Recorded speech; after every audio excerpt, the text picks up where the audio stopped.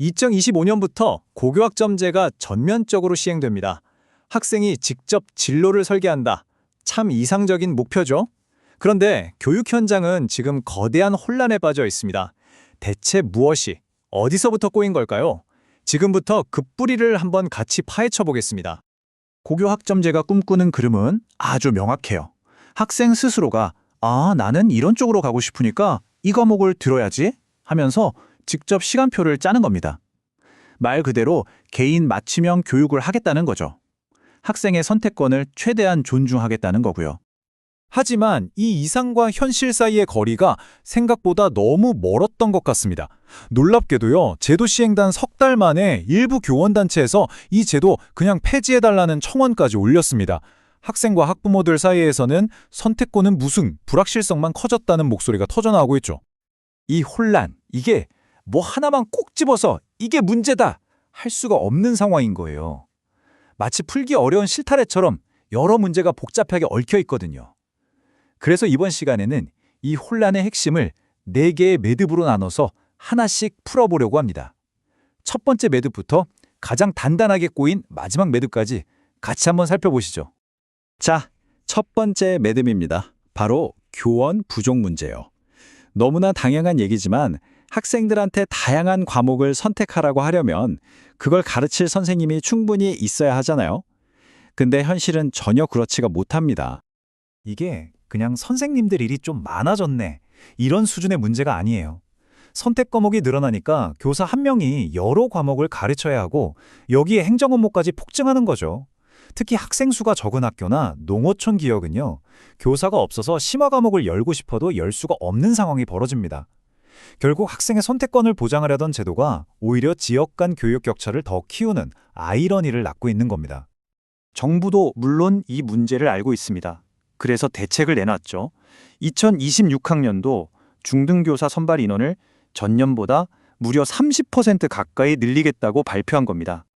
하지만 현장에서는 이거 그냥 임시방편 아니냐 하는 비판이 바로 나옵니다. 전체 학생 수는 줄고 있는데 무작정 교사 수만 늘리는 게 능사는 아니라는 거죠. 더 근본적인 문제, 그러니까 지역별로 교원 수가 심각하게 차이 나는 이 불균형 문제는 그대로 남아있거든요. 결국 단기적인 증언만으로는 이 구조적인 문제를 해결할 수 없다는 지적입니다. 자, 좋아요. 정말 만약에 교사 문제가 싹 해결됐다고 칩시다. 그럼 이제 모든 게 순조로울까요? 아니요. 훨씬 더 근본적인 딜레마가 우리를 기다리고 있습니다. 바로 평가의 문제죠.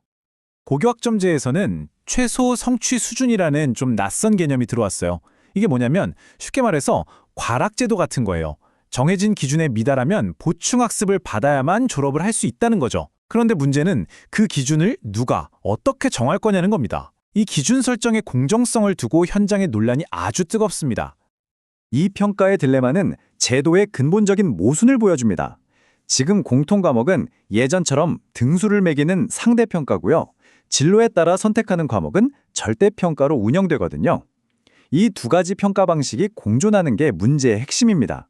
왜냐하면 상대평가는 필연적으로 학생들이 진로 탐색보다는 당장 점수 따기 쉬운 과목, 유리한 과목으로 몰리게 만들거든요.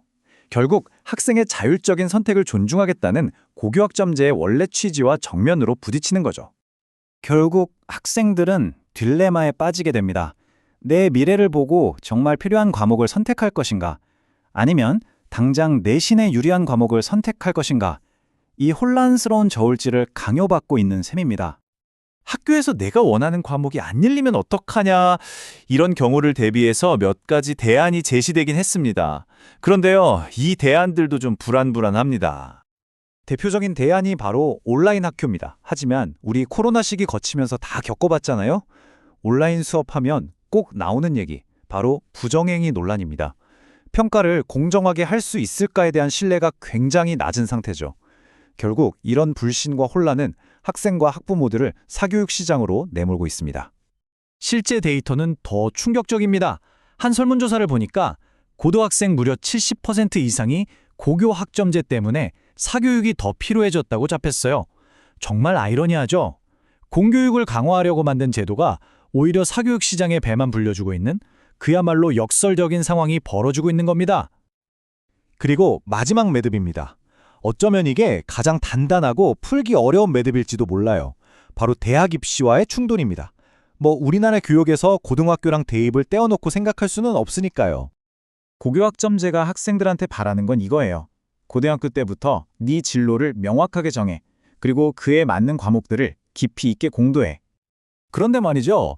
정작 대학들이 움직이는 방향은 완전히 정반대입니다. 최근 대입의 가장 큰 화두가 바로 무전공 입학의 대폭 확대거든요.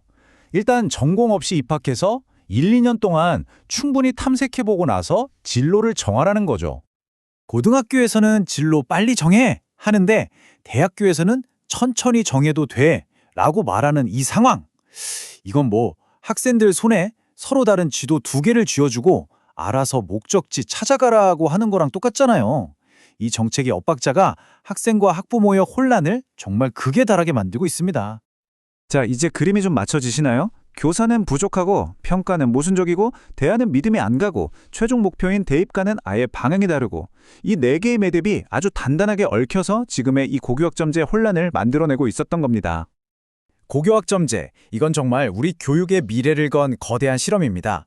어쩌면 첫 해의 혼란은 예견된 것이었을지도 모르죠. 진짜 중요한 건 지금부터입니다. 과연 우리 사회는 이 복잡하게 얽힌 매듭들을 하나하나 풀어내고 이 제도를 진짜 학생을 위한 교육이라는 목적지에 무사히 안착시킬 수 있을까요? 그 답은 결국 우리 모두의 손에 달려있는 것 같습니다.